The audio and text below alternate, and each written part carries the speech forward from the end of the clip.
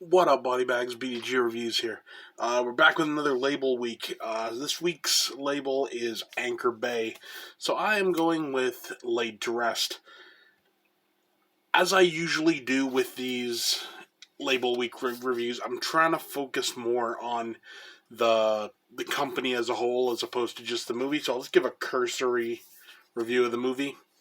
You got this guy, and he has like a chrome skull attached to his face, and like a GoPro attached to his shoulder, and he goes around slashing people up. And it's essentially him following around this one girl who's got like amnesia, and he's trying to kill her and everything. That's it for the movie. The movie itself is pretty decent. It's about a solid 7, 8 out of 10. You know, it's pretty good.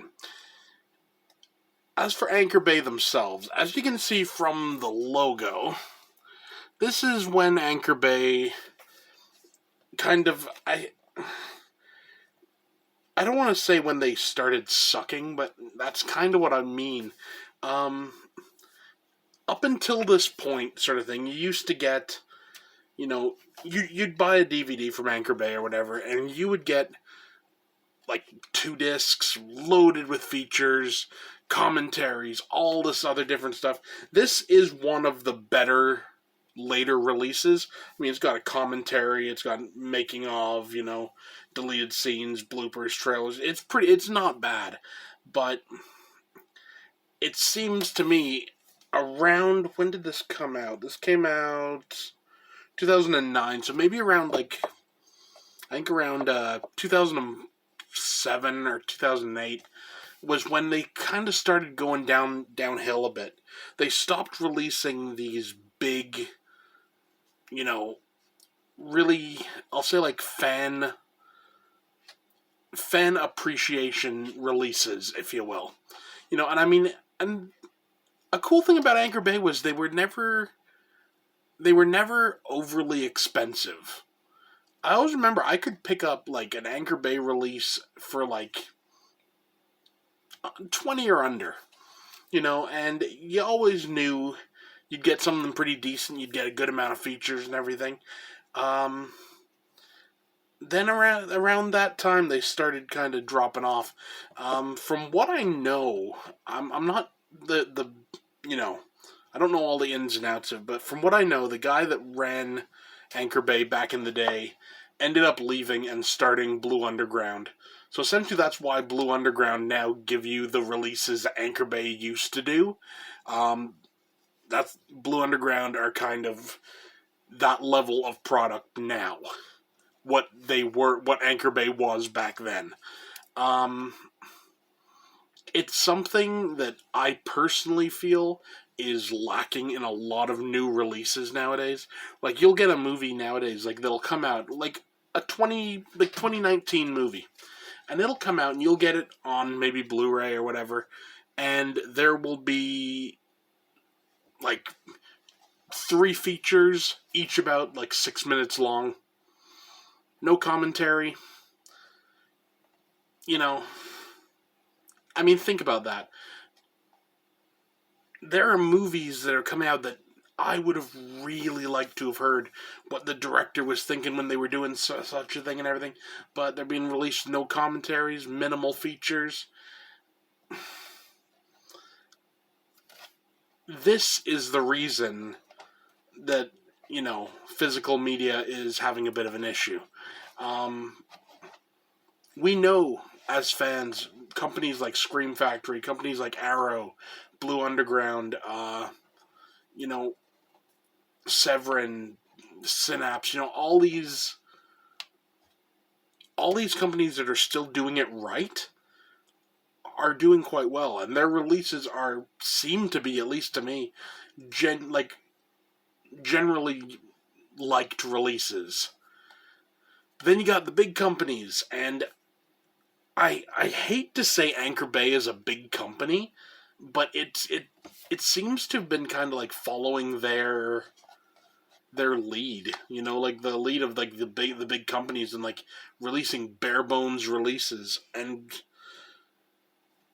recently, I don't think they've been doing much better. I don't think I've actually bought an Anchor Bay in quite a while. I don't even, hell, honestly, I don't even know if they're still in business. I think they are, but you know. Um, so, as a company, Anchor Bay are, nowadays, I put them on par with maybe Wellgo. Wellgo USA with them, or maybe even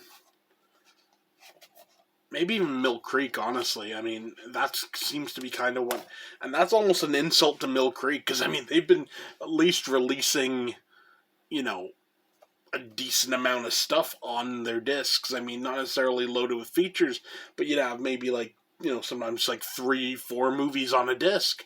At least they're giving you content.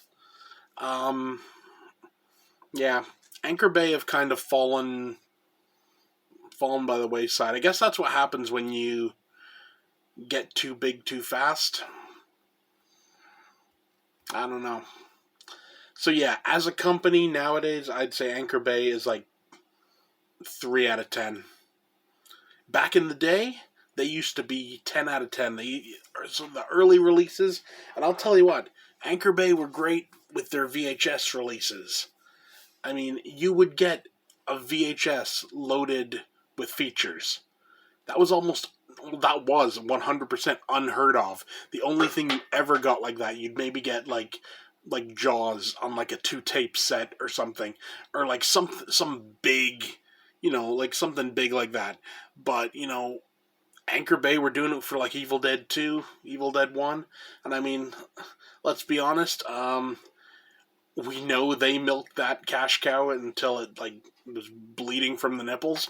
Um, and let's be honest, it's still being done today. Companies are still bleeding the Evil Dead bandwagon, but is what it is.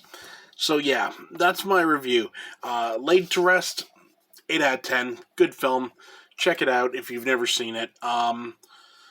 There's no Blu-ray of this, from what I know. I think there's like a German or like a UK release on Blu, but DVD seems to be the only way you can get it, like in North America.